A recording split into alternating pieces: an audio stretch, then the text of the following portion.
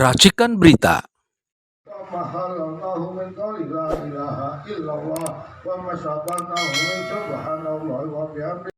Allahumma sholli ala habibika sayyidina Muhammadin. Allahumma sholli wa sallim wa barik alaihi. Syukur dan muslimin wal muslimat wal mu'minin wal mu'minat. Saya ucapkan makasih sebanyak-banyaknya kehadirannya. Saya cuma ingat pesannya Papa adalah satu, orang yang cerdas itu orang yang mampu menciptakan masalah. Nomor dua, bagaimana caranya kita mengkonversi kemarahan itu menjadi energi yang destruktif bagi lawan. Dan yang paling utama adalah jadi orang baik. Itu yang harus kita pegang, itu aja. Ini kalau saya terusin, saya nggak bisa bendung air mata. Gitu. Terima kasih sekali lagi, terima kasih. Assalamualaikum warahmatullahi wabarakatuh. Terima kasih adinda kami, yang insya Allah menjadi generasi penerus dari almarhum Denny Akbar Fatah. Jujur saya juga sebagai koordinator acara ini, kami mohon kepada teman-teman agar dapat memaafkan salah hilaf dari almarhum kita Bapak Denny Akbar Fatah ini. Jujur memang saya juga nggak kuat dengan doa dari Pak Ustadz tadi yang disampaikan untuk kami yang menjadi petua, yang menjadi bertambah semangat kita di dalam perjuangan ini, yang mana Bang Denny Akbar Fatah yang selalu kita ingat dengan moto-motonya adalah sekecil apapun api, tetaplah api. Api adalah api revolusi. Hanya itu yang selalu ia cuatkan untuk para kita adik-adik, teman-teman para aktivis.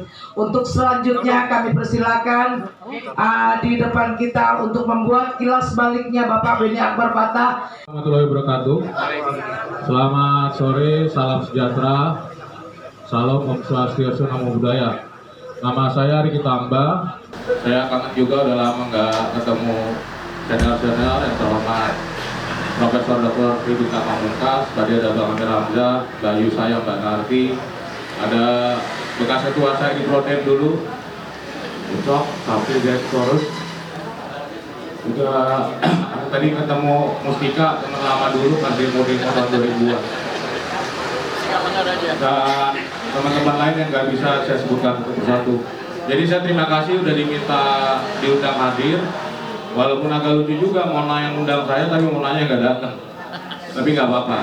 Jadi bisa ngobatin rindu kita semua pasca Covid, memang susah untuk berkumpul. Jadi yang pertama, saya pengen mengenang Bang Eben itu sebagai salah seorang senior saya yang konsisten. Jadi jarang saya temui seorang aktivis, mungkin juga politisi yang bisa survive 50 tahun lebih. Jadi Bang Eben itu kalau nggak salah dari tahun 66, terus masuk 74, 78, 80-an, 90-an, dan hingga saya berkenalan di 90-an akhir itu, beliau konsisten dan gayanya selalu tetap sama, yaitu meledak-ledak, kemudian selalu ngomongnya itu tanpa ada yang aling-aling. Bahkan saya agak lupa ya, dulu saya pernah dimarahin sekali sama Bang Eben soal apa gitu. Cuman ya sebagai junior, Mas Bintang juga dulu sering maki-maki saya nggak pernah dendam, nggak pernah marah. Bahkan itu menjadi apa ya? menjadi asupan energi buat saya sebagai aktivis politisi muda untuk lebih bisa mencintai Republik ini. Jadi itu konsistensi Bang Eben ini ada Bridge, ada Mas Bridge dan keluarga. Saya salam hormat, salam duka. Dan pas 40 hari lalu saya dengar Bang Eben wafat, saya kebetulan lagi di luar kota. Tapi pas habis sholat, waktu itu saya langsung kirimkan Al-Fatihah karena nggak bisa ikut takziah waktu itu, nggak bisa ikut pemakaman.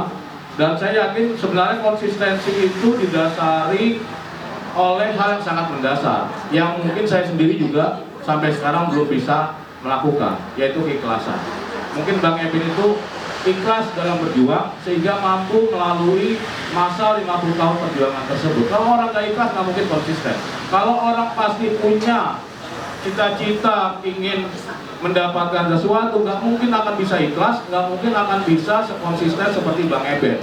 Nah, ini yang harus menjadi catatan bagi teman-teman aktivis muda, politisi muda, yang saya pikir gini ya, saya tidak persoalan Mas Bintang, Mbak Narti, Bang Amir Hamzah dan teman-teman memilih jalan ekstra parlementer, ekstra konstitusional, dan saya memilih sejak 2017 menempuh jalur perjuangan parlementer dengan gabung dengan Gerindra. Bagi saya tidak ada persoalan. Toh pada akhirnya bila kita semua sama-sama mencintai Republik ini, sama-sama mencintai Nusantara ini, suatu saat pasti akan ketemu orang-orang baik.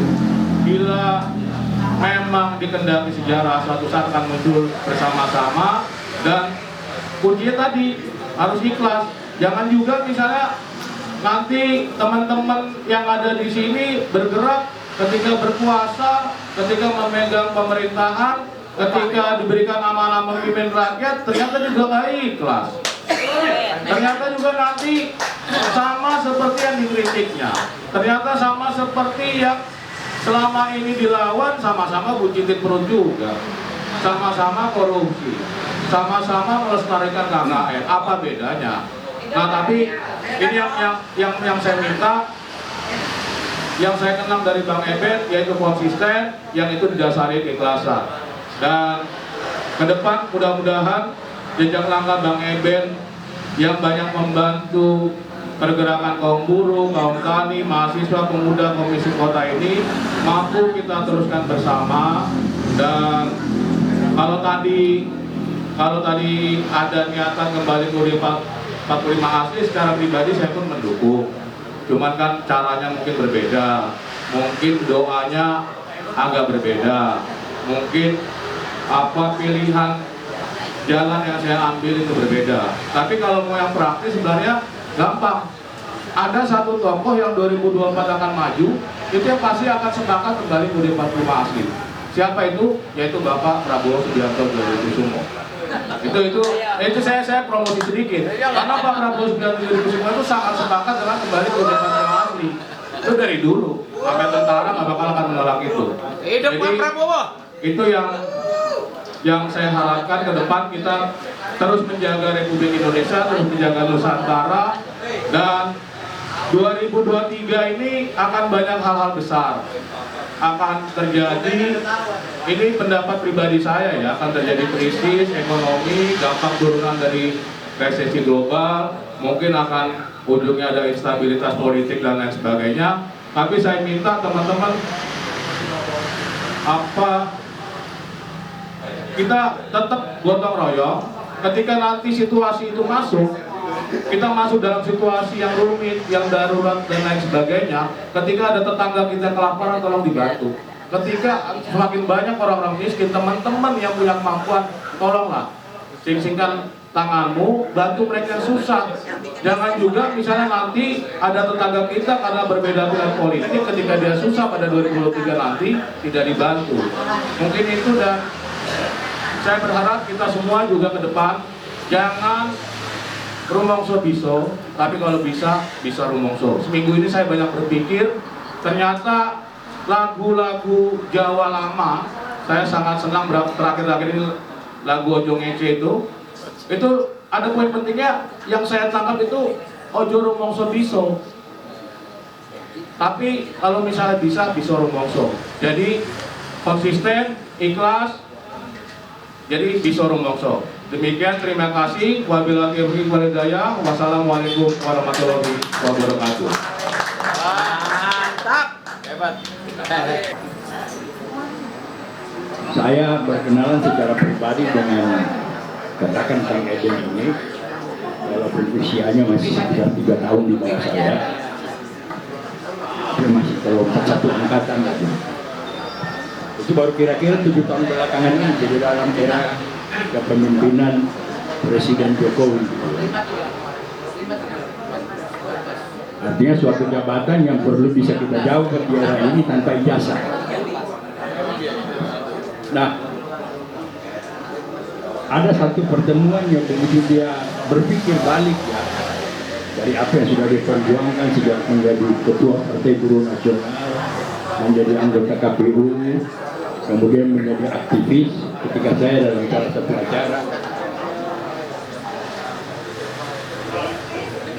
tahun lalu setelah selesai puasa ada acara, saya menyampaikan begini, karena ini berkaitan dengan tuntutan untuk kembali ke Undang-Undang Dasar 45. Dan ketika kita bicarakan itu dengan berbagai wacana yang timbul, maka indikasinya adalah kita akan menemukan satu saat di mana akan terjadi pemindahan kekuasaan. Semua masalahnya itu pemindahan kekuasaan ini bagaimana? Tapi kalau kita belajar dari sejarah, ada kesalahan paling mendasar yang dilakukan oleh Bung Karno dan Bung Hatta serta rekan-rekan beliau pada waktu proklamasi kemerdekaan tanggal 17 Agustus 45. Karena apa? Proklamasi kita itu kan ada dua alinea. Yang pertama, kami bangsa Indonesia dengan ini menyatakan kemerdekaan Indonesia. Ini pun sampai sekarang kita tidak pernah praktekkan, karena dalam praktek ketatanegaraan kita, pemerintah lebih mengutamakan warga negara ketimbang anak bangsa. Padahal yang proklamasi itu anak bangsa Indonesia, bukan warga negara Indonesia. Jadi sangat beda dengan deklarasi Amerika Serikat. Kalau deklarasi of Independence itu kan kami warga negara Amerika Serikat. Tapi Indonesia, kami bangsa Indonesia dengan ini menyatakan kemerdekaan Indonesia, bukan warga negara. Kesalahan terbesar kita sampai sekarang ini adalah kita tidak punya undang-undang tentang kebangsaan, hanya undang-undang tentang kependudukan dan kewarganegaraan. Alinea kedua dari proklamasi itu berbunyi, hal-hal yang mengenai pemindahan kekuasaan akan dilaksanakan dengan cara saksama dan dalam tempo yang sesingkat-singkatnya. Proses itu tidak pernah kita jalankan. Maka mulai dari saat itu praktek ketatanegaraan kita menjadi menyimpang sampai dengan dipakainya undang-undang dasar yang kita bilang undang-undang dasar palsu, atau kalau kayak kutu senior saya, Bang Ridwan Said bilang undang-undang ketok magic. Karena begitu diketok langsung jadi. Nah, ini yang harus kita pikirkan ke depan. Ketika itu saya sampaikan,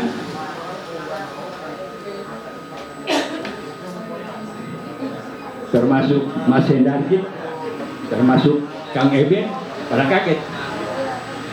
Tapi karena ada masalah harus saya tinggalkan pertemuan kami itu.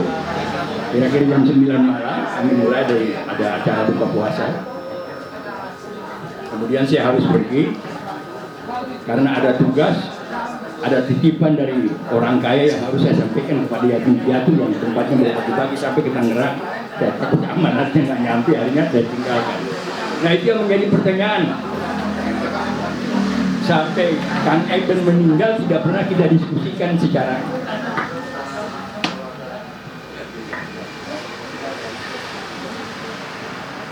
lalu saya kepingin kaitkan apa yang tadi saya sampaikan, filosofi Luken tadi. Kalau saya tidak tahu dari mana saya berasal, maka saya tidak akan pernah tahu kemana saya akan pergi.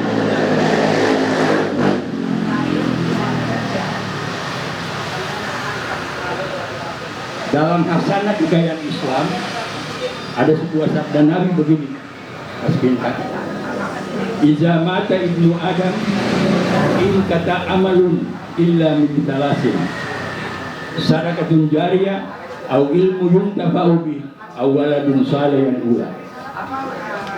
Terjemahannya kira-kira, dan ini juga dipertajam oleh Al-Ghazali dalam bukunya Ihya Ulumuddin, ada bab khusus tentang itu. Ketika mati seorang anak Adam, maka putuslah segala amalnya kecuali salah satu di antara yang tiga. Yang pertama sadaqatun jariyah, yang kedua ilmu yuntafa'u bih, ilmu yang bermanfaat, dan yang ketiga adalah al-waladun salih wal anak-anak saleh yang selalu mendoakan orang tuanya. Yang ketiga tadi sudah dimanifestasikan oleh putra dari Kang Eben. Nah, kita harapkan dia akan menjadi penerus ayahnya, akan melanjutkan apa yang diperjuangkan oleh ayahnya, dan dengan komitmen dia secara konsisten melaksanakan apa yang diajarkan dan diperjuangkan oleh sang ayah yang belum selesai pada hari ini, barangkali akan menjadi bagian bukan saja dilanjutkan di dunia, tapi akan bermanfaat bagi almarhum di dalam kubur. Yang kita doakan selama ini adalah agar supaya kuburnya menjadi bagian dari taman surga. Nah, kalau soal sedekah udah banyak, termasuk senyum kepada partai buruh, senyum kepada mereka yang memimpin partai buruh, itu juga sedekah. Jadi hari ini kita bicara tentang Kang Eben dalam konteks itu. Tapi sekali lagi esensinya akan sama dengan tadi yang katakan oleh Luken. Ketika kita berbicara tentang sedekah jariyah yang akan terus menerus menjadi pahala bagi dia kapan saja, ilmu yuntafa'u bih, ilmu yang diterima dari dia kemudian diamalkan akan mengalir bagi dia di dalam kuburnya. Kemudian yang terakhir al-walad salih yang ulah, maka itu substansinya sama dengan yang tadi saya katakan. Kita harus sadar dari mana kita berasal agar kita tahu persis dari mana kita akan kemana kita akan pergi. Nah, konteks kita selama sekarang ini adalah itu. Kita menuntut untuk kembali ke Undang-Undang Dasar 45 tanpa Jokowi, tanpa Lanyala, tanpa Bambang Susatyo, tanpa segala macam yang ada ini. Tetapi jangan kita lupa, at all cost pada saatnya nanti, insya Allah waktu itu makin mendekat. Karena kalau kita baca Al-Quran kan Tuhan gak pernah bilang pertolongan Tuhan itu jauh. Selalu dalam Al-Quran itu pertolongan Tuhan itu sangat dekat. Bahkan kiamat yang kita tidak tahu kapan, dalam Al-Quran dinyatakan sangat dekat. Nah, jadi begitu kita sekarang rame-rame berbicara tentang kembali ke Undang-Undang Dasar 45 tanpa itu, tanpa ini, tanpa itu, maka jangan kita lupa untuk mempersiapkan diri tentang bagaimana proses pemindahan kekuasaan itu nanti. Nah, saya kemarin ditelepon oleh sekelompok teman-teman dari Indonesia Timur yang sekarang sedang memimpin kekuatan, khususnya untuk menanggapi apa yang disampaikan oleh Pak Lanyala, Ketua DPD. Saya bilang, jangan-jangan dia nggak masuk undang-undang yang benar. Karena apa? Dulu waktu ada kegentingan antara Gus Dur dengan DPR, saya pernah sarankan kepada Gus Dur lewat email kepada anaknya Alisa, Gus Dur jangan tolak untuk hadir di DPR. Datang ke DPR, nyatakan hanya satu kalimat, saya menyatakan dengan ini memberlakukan kembali dekret Presiden 5 Juli 1959. Kalau dia berakhir pada saat itu, nah, ini harus kita lihat. Mana mungkin ada dekret presiden kembali ke Undang-Undang Dasar 45, berarti undang-undang yang ada termasuk institusi yang ada semua bubar, lalu presiden ini diperpanjang jabatannya. Rasionalitasnya dari mana? Itu idenya Jokowi itu. Nah, memang saya khawatir. Banyak sekarang udah mulai bicara. Mungkin juga ada teman-teman yang dapat, kemarin ada kiriman bagaimana kekuatan belakang tangan yang terbesar antara Rothschild dan Rockefeller yang mau dipraktekkan di Indonesia ini kan seperti cara-cara Rockefeller di Amerika Serikat. Siapapun calon pasti yang menang Rockefeller. Tapi bagaimana Anda mau paksakan dua calon sementara partainya sekian puluh? Kalau mau paksa dua calon, ya udah bikin partai cuma dua. Selesai kan? Lalu partai A ente kasih duit, partai B ente kasih duit, siapapun yang menang ente yang kuasa. Itu kan terjadi di Amerika selama ini. Saya ingin kehati-hatian kita terhadap itu, bahwa jangan kita hanya terbuka oleh teriakan kembali ke Undang-Undang Dasar 45, tapi kita lupa mempersiapkan diri tentang pemindahan kekuasaan. Ya paling tidak apa? Kalau proses itu sampai, maka MPR, DPR, DPRD provinsi, kabupaten, kota bubar. Mahkamah Konstitusi bubar. Komisi Yudisial bubar. Semua yang dibentuk sekarang bubar. Komisi itu, komisi ini, komisi itu semua bubar. Syukur-syukur kalau nggak masuk ke penjara. Tapi minimal dengan bubar semua kan berarti kebanyakan penganggur.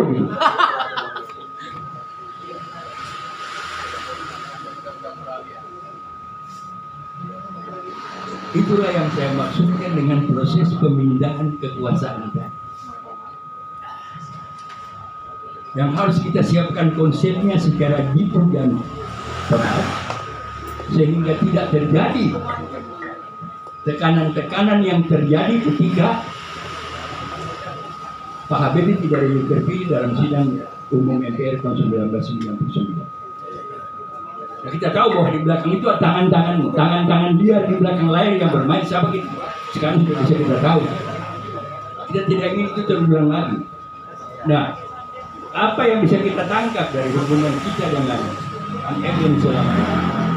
Yang saya katakan tadi secara pribadi dengan saya baru sekitar 7 tahun. Tapi karena hubungan itu menyangkut dengan rezim yang ada, maka yang saya ingin catat adalah yang patut kita contoh adalah konsekuen dan konsisten. Artinya konsekuen untuk memperjuangkan sesuatu dan konsisten untuk melaksanakan itu secara sistematis, walaupun kadang-kadang ada teman yang tidak mengerti. Nah, itu barangkali harapan saya terutama kepada Mas Bintang. Saya juga cukup paham apa langkah-langkah yang sudah kita lakukan selama ini. Apalagi kalau jalan Guntur ini kan memang jalan yang kaya dengan politik.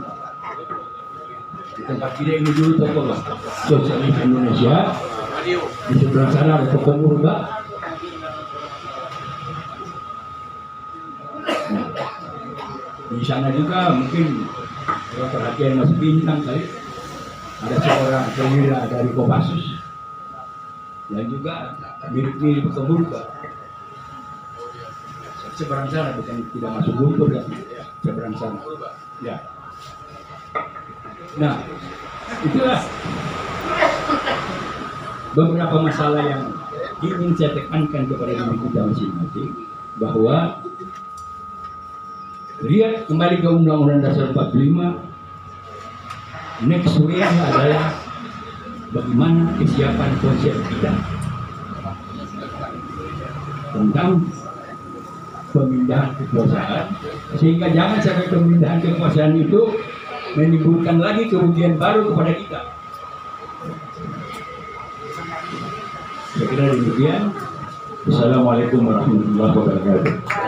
Di 40 hari ini kita sama-sama kita meminta kepada semua pihak memberikan sedikit apa yang beliau perjuangkan dari masing-masing, mungkin dari mahasiswa, dari tokoh yang lain seperti Mas Bintang, teman, karena beliau meninggal itu di usia 74. Walaupun kondisi beliau sudah tidak sehat, tapi beliau tetap semangat dibanding kita yang muda, dibanding kita yang sehat. Tapi kita tetap acungkan jempol terhadap beliau.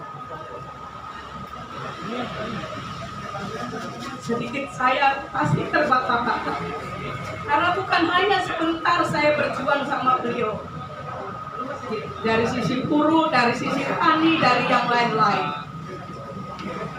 Saya sangat dekat, walaupun dengan keluarga memang nggak begitu dekat saya, karena kami berjuang ini adalah di luar.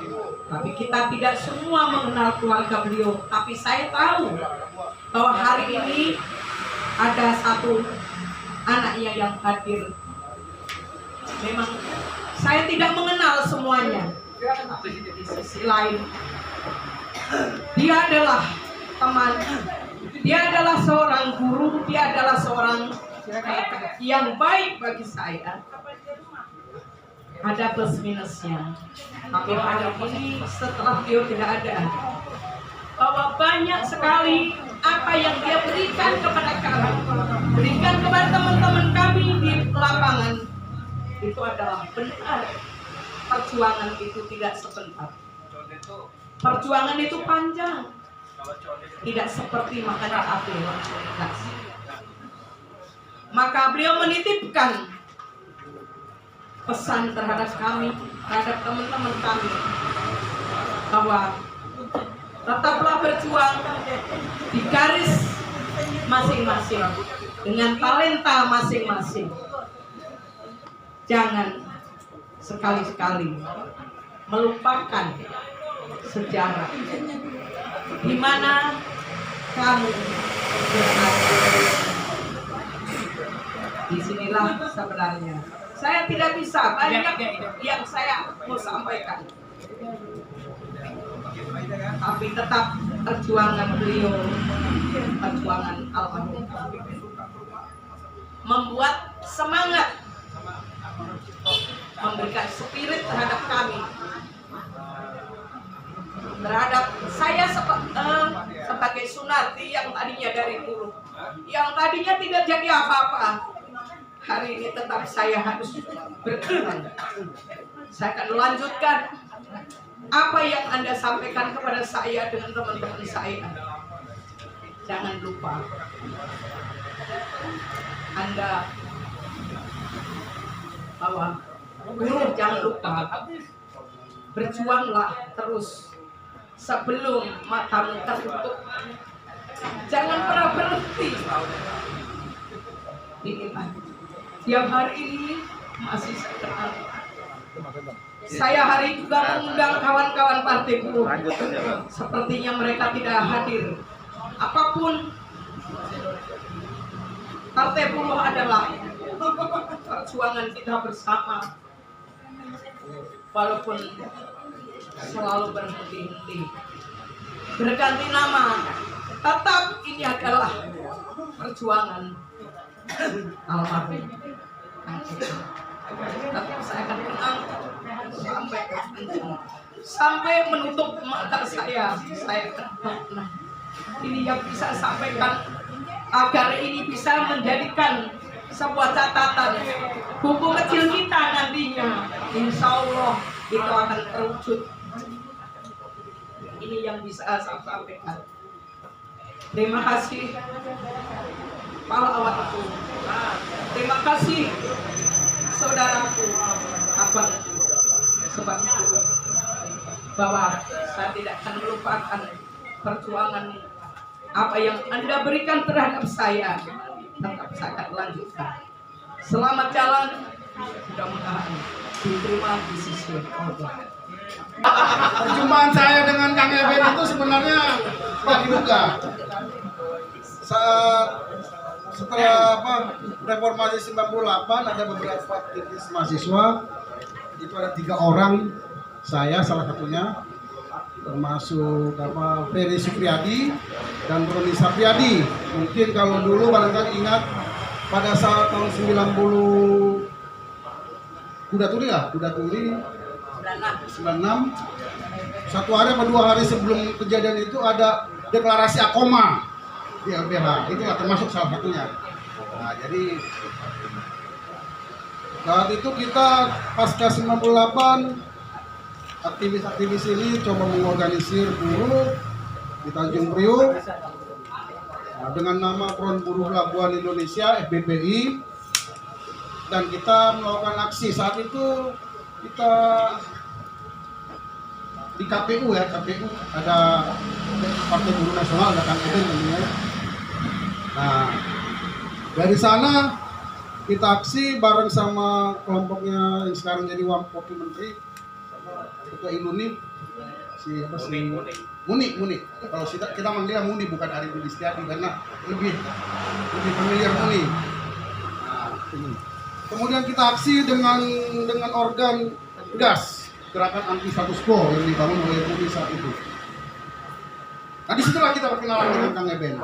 Karena Kang Eben langsung, memang tertarik dong untuk mengorganisasi buruh. Ya bang, saya bilang. Ya udah, oke. Saya kasih rekomendasi, kamu pergi ke Pramuka 56, ketemu yang namanya Udah sekarang udah almarhum nih. Nah pasca setelah pertemuan di sana lah di KPU, kita mengorganisir, benar-benar mengorganisir, dan memang hasilnya cukup fenomenal saat itu. Saya bertiga dengan almarhum Rohab itu melakukan aksi blokade pelabuhan Tanjung Priok tahun 2000. Jadi kalau ingat ya tahun 2000 ya kita lah kelompok. Jadi yang melahirkan organisasi yang namanya Solidaritas Buruh Maritim dan Nelayan Indonesia itu ya bidannya itu adalah almarhum Kang Eben. Saya bilang bidannya apa dokternya, nah bidannya itu almarhum Rohab. Nah kamilah bertiga pelaku-pelakunya di lapangan. Jadi ya sangat besar lah yang ditanamkan, yang disemai oleh almarhum Kang Eben kepada kita. Nah, kemudian walaupun ada beberapa bukan politik itu tapi namanya dinamika lah, namanya kehidupan kita, sehingga ada beberapa hal yang memang mungkin barangkali ya memaksa kita juga harus hutang dari pramuka. Awalnya kita di pramuka semua, tapi kita angkat di pramuka karena ya mungkin juga kita tidak memberatkan oleh pemikiran soal ekonomi tentunya lah ya, ekonomi karena memang saat itu lagi ini, dan sementara kita tetap eksis di jalur non partai. Karena memang saya selama ini tidak percaya dengan partai politik. Karena yang memerdekakan republik kita itu bukan partai politik, tapi gerakan massa, gerakan rakyat. Jadi saya pikir itulah sedikit kenangan, dan bukan hanya kenangan ya, memang almarhum ini bisa dibilang ya bapak lah, bapak bagi kami di buruh pelabuhan, dan semua teman-teman buruh pelabuhan dan perusahaan tenaga kerja pelabuhan itu ya mengenal betul siapa almarhum. Walaupun itu jarang sekali berinteraksi dengan TKBM, tapi ya kalau bicara nama ya tetap memiliki makna tersendiri lah bagi tenaga kerja pelabuhan ini. Tanpa ada gerakan kita, mungkin TKBM saat ini nggak seperti saat ini, masih hidup. Karena gerakan kita saat itu dari Rp4.700 per SIM saat itu sudah mendekati angka 280.000. Itulah jika bakal bergerakan buruh yang ada di Tanjung Priok. Jadi itu dulu dari saya, Pak Natir. Terima kasih atas pemerintahan. Terima kasih. Memperingati orang yang sudah meninggal, itu pada dasarnya kita sedang membaca sebuah biografi. Makanya kalau orang ditanya, Anda siapa? Artinya yang namanya identitas itu sebetulnya dalam suatu proses. Begitu orang meninggal, baru tahu siapa ini atau bagaimana identitasnya. Nah, sekarang kita seperti membaca sebuah biografi dari Bang Eben. Waktu Bang Eben meninggal, saya pergi naik mobil sama Lubis ke rumahnya. Tapi sampai di rumahnya, jenazahnya sudah diberangkatkan.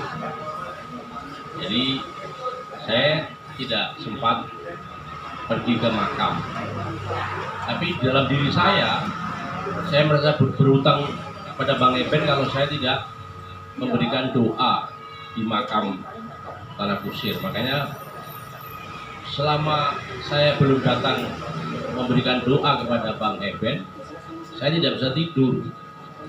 Nah, kemudian saya janji sama Bang Dul ini, terus saya bilang, Bang, saya harus ke Tanah Kusir. Masih ingat kan? Ya. Nah, jadi yang pertama tadi saya mengatakan bahwa ketika orang meninggal itu berarti dia selesai tugasnya. Kita sudah mengerti apa yang kita sebut sebagai identitas. Itu yang pertama. Yang kedua, setiap kita memperingati orang meninggal, artinya kita sedang membaca sebuah biografi. Dan biografi Bang Eben ini kita menjadi saksi semua bahwa Bang Eben itu orang baik. Jadi Bung sudah mengatakan bahwa Bang Eben ini suatu karakter yang panjang, suatu karakter yang dia melalui dari generasi 66 tahun 70-an, 80-an, 90-an sampai hari ini, sampai tahun 2000-an itu dia masih terus mengubarkan revolusi. Makanya ini tagline-nya ini, sekecil apapun api, tetaplah api revolusi. Nah itu yang saya kira yang menjadi karakter Bang Eben. Bang Eben ini kalau bicara berapi-api, makanya dia menggunakan api. Jadi kalau di Jawa itu ada Astabrata. Salah satu unsur dari Astabrata itu api. Jadi Bang Eben ini menyala-nyala gitu. Sampai meninggalnya pun dia masih menyala-nyala. Saya kira hanya itu yang bisa saya sampaikan, karena saya tidak punya histori yang kuat dengan Bang Eben sekuat Mbak Nanti atau Lubis atau Bung Riki, maka saya hanya itu yang bisa saya katakan. Terima kasih. Wassalamualaikum warahmatullahi wabarakatuh.